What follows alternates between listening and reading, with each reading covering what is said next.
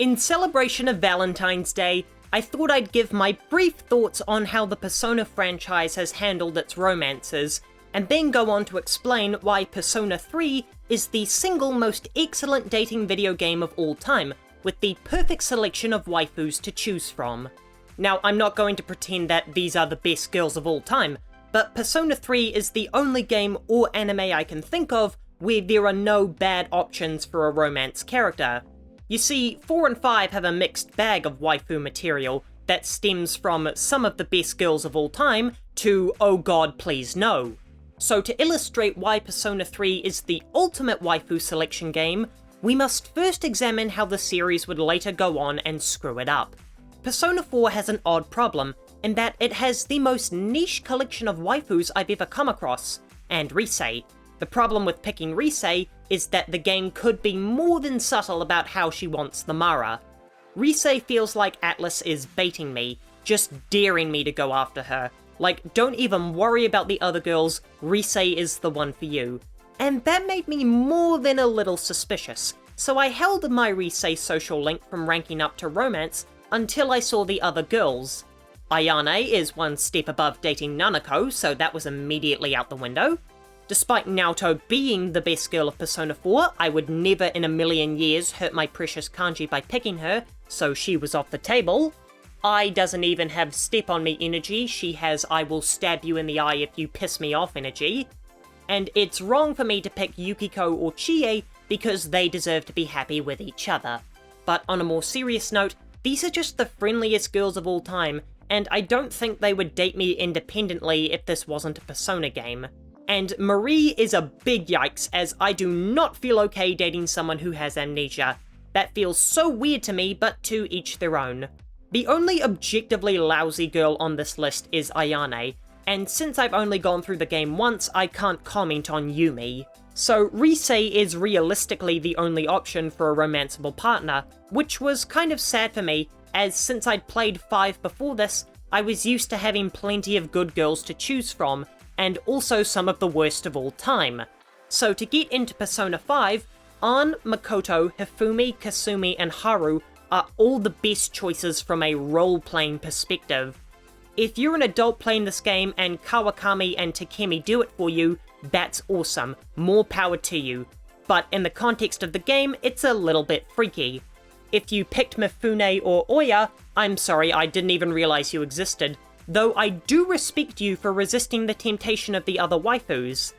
And then there is sweet, innocent little Futaba, who just came out of her shell and is experiencing all the world's wonders with her big brother by her side, and you see where this is going.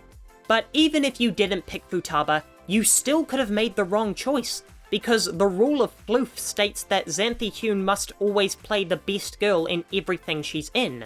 So with all that out of the way, we can see how Persona would later introduce a genuinely mixed bag of romances that, while there was definitely a girl for everyone, also had a couple of ick choices.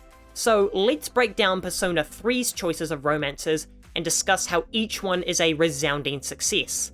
Chihiro is an example of how Persona 3 absolutely killed it with its social links and how they conveyed the believability of their characters. With her being preciously shy, her link won't unlock until you spend some time getting close to her. This makes her character more believable and intriguing, because no other social link requires extra prodding like this to begin, so you want to get to know her better and understand her, and eventually help her in overcoming her apprehension towards men, which is revealed to be something genuinely saddening. Yukari is the safe choice to make in the game. The central female characters are always likable, and Yukari is no different. However, a piece of criticism I have for her and the other party members' social links is how blatantly romantic they are. It's just so clear, even from as early as rank 3, that these girls are interested in you, because only the female party members have social links, which is highly disappointing, as I was looking forward to finding some redeeming qualities in Junpei. But with Yukari's popular girl status, significant story presence, and pink colour scheme, she is an obvious choice for waifu material, if not a little unadventurous. Mitsuru is honestly a great representation of female characters in anime-related media. Highly smart, extremely capable, hyper-confident, and resilient, She's just an all-round strong girl boss in a medium plagued by thoughts.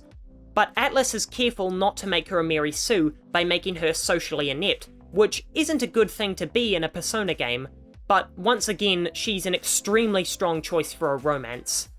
Fuka is what the Futaba romance should have been.